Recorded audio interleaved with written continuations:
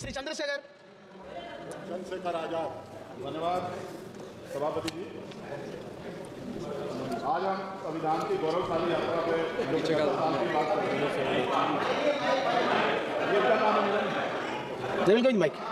धन्यवाद सभापति जी। आगे सर, आगे आगे। आज हम संविधान की गौरवशाली यात्रा पे बात करने के लिए चर्चा कर रहे हैं। कल से ये चर्चा चल रही है सर। मैंने बहुत सारे दोनों पक्ष के और जितने भी हमारे मेंबर हैं सुना सर, उनको बड़े बड़े नेता हैं सर। इसके भाग 1 में लिखा हुआ है India that is Bharat, Hindustan नहीं लिखा हुआ है सर। लेकिन सारे नेता संविधान पर चर्चा कर रहे हैं, लेकिन हिंदुस्तान ही कहेंगे, भारत कहने की हिम्मत नहीं जुटा पा रहे हैं। ये बड़ा सवाल है सर कि क्या संविधान के हिसाब से बात रखी जा रही है। मैं धन्यवाद दूंगा फूले साहब, बाबा साहब अम्बेडकर को और मेरे नेता मान्यवर साहब श्री काशीराम को। 25 नवंबर 1949 को संविधान को सौंपते हुए डॉक्टर बाबा साहब अम्बेडकर ने कहा था कि 26 जनवरी 1950 को हम विरोधाभास भरे जीवन में प्रवेश करने जा रहे हैं। राजनीतिक जीवन में तो हमारे पास समानता होगी, लेकिन सामाजिक और आर्थिक जीवन में समानता होगी। क्या ये चुनौती आज 75 साल बाद दूर हुई है? भारत ने 26 जनवरी 1950 को संविधान लागू होने के साथ खुद को एक संप्रभु लोकतांत्रिक और गणतांत्रिक राज्य होने का ऐलान किया। लेकिन सर उस समय संविधान की स्थिति ये थी कि जैसे गांव का कोई आदमी, मैं 50 की बात कर रहा हूं, वो 50 साल पहले शहर में आ जाता और बड़े लोगों की महफिल में चला जाता, उस जहां वो खाना खा रहे हो, और वो टेबल पे नैपकिन को खा के जो है ये कहता कि ये तो फीका, क्योंकि वो जानता नहीं था, वो समझता नहीं था संविधान को, संविधान है क्या। संविधान उसके लिए मैं दस्तावेज था। ये जिम्मेदारी थी राजनीतिक दलों पे कि वो संविधान को व्यवहार में लेके आते, और इसके इतने सारे आर्टिकल हैं, अगर इनको व्यवहार में लाया जाता तो मुझे लगता कि आज देश बहुत बदल गया होता। बाबा साहब ने कहा था कि लोकतंत्र भारतीय भूमि का केवल ऊपरी पोशाक है, उनके अनुसार यहाँ की संस्कृति अनिवार्य तौर पर लोकतांत्रिक है। भारत जैसे गरीब और गैर बराबरी वाले देश में संविधान के जरिए छुआछूत खत्म करना, वंचितों के लिए सकारात्मक उपाय करना, सभी वयस्कों के लिए मतदान का अधिकार देना और सबके लिए सम्मान अधिकार तय करना, ये बहुत बड़ी उपलब्धि थी सर।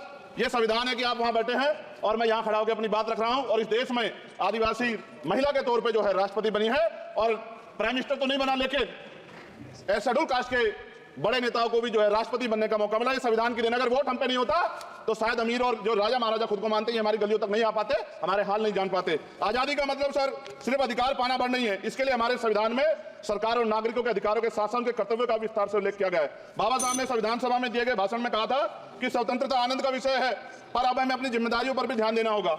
संविधान ने सुनिश्चित किया कि रानी के पेट से राजा जन्म नहीं लेगा, वोट से नेता तैयार होगा। आर्थिक बराबरी के लिए सरकार क्या कर रही है? गरीब और गरीब हो रहा है, अमीर और अमीर हो रहा है। सुबह उठते कहीं बम की धमकी मिलती, कहीं दंगे की। ये अमृत काल है सर या धमकी काल है? कितना बढ़ रहा है आर्टिकल 15 सर। भारत में आज भी घोड़ी चढ़नी बैठती होती है सर। क्या दलितों को यहाँ भी बोलने अगर सबको 4 मिनट दे दो, ये भेदभाव नहीं चलेगा दलितों के साथ। Time is 4 minute, don't waste भाई सर, आप क्या करो अगर सबको 4 मिनट दिए तो आप मना करो, मैं बंद कर देता हूं उसको। क्या दलितों को सबसे आखिरी मेंबर मेरा बोलने का मौका मिलेगा? क्या मजाक कर रहे हैं सर आप? नो नो, ये all independent people are having only 4 minutes. You take sir, independent में अपनी पार्टी का मेंबर हूं सर, और जीत के आया हूं सर, किसी के दया में नहीं आया। Take 1 minute and finish sir. कल भी बोले तो एक दलीय पार्टी के लोग, आप मौका दो सर।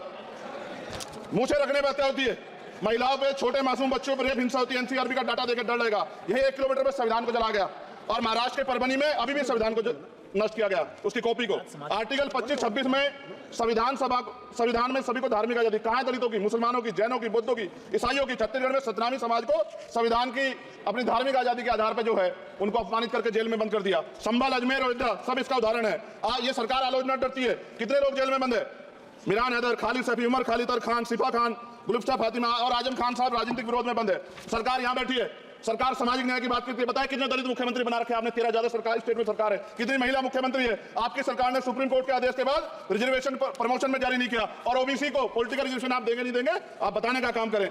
मैं 75 साल की गौरव यात्रा में हम एक सभ्य समाज नहीं बना पाए, इसलिए जाति आधार पर SC, ST, OBC के बच्चों को प्राइमरी स्कूल से लेकर उच्च संस्थानों में भेदभाव किया जाता है। सरकार निरंकुश हो गई, कोई बुलडोजर से कार्रवाई करता है। कल मंत्री जी ने कहा हमने राष्ट्रीय पिछड़ा वर्ग आयोग बनाया, 69 शिक्षक भर्ती में उसकी सिफारिशों को नहीं माना। EWS के जरिए आपने संविधान पे, आरक्षण के प्रावधान पे हमला किया। 1 मिनट में खत्म कर रहा हूं सर। संविधान सर, न्यायपालिका में आर्टिकल 124 ये कहता है सर, ये अधिकार जो है, प्लीज कंक्लूड सर 1 मिनट में प्लीज संविधान में न्यायाधीशों की नियुक्ति का अधिकार राष्ट्रपति के द्वारा होना चाहिए, अभी तक नहीं हो रही है। All India judicial service commission कब बनेगा? क्या चंद परिवार ही सर जज बन सकते हैं? और आज हम सर, मैं सरकार से सवाल पूछना चाहता हूं सर, सेवाओं में SC, ST, OBC वर्ग का कितना प्रतिनिधित्व है? भारत सरकार के मंत्रालयों के अधीन PSU में, बैंकों, बीमा कंपनियों में और स्वशासी संस्थानों में आउटसोर्स तथा कॉन्ट्रैक्ट पर वर्तमान कार्यरत कर्मचारी कुल कितनी संख्या है? आउटसोर्स और कॉन्ट्रैक्ट में कार्यबल SC, ST, OBC कितना प्रतिशत है? निजी क्षेत्रों में कार्यरत कर्मचारी उनके SC, ST, OBC की वर्ग लाभ। सर खत्म कर, लास्ट पॉइंट सर।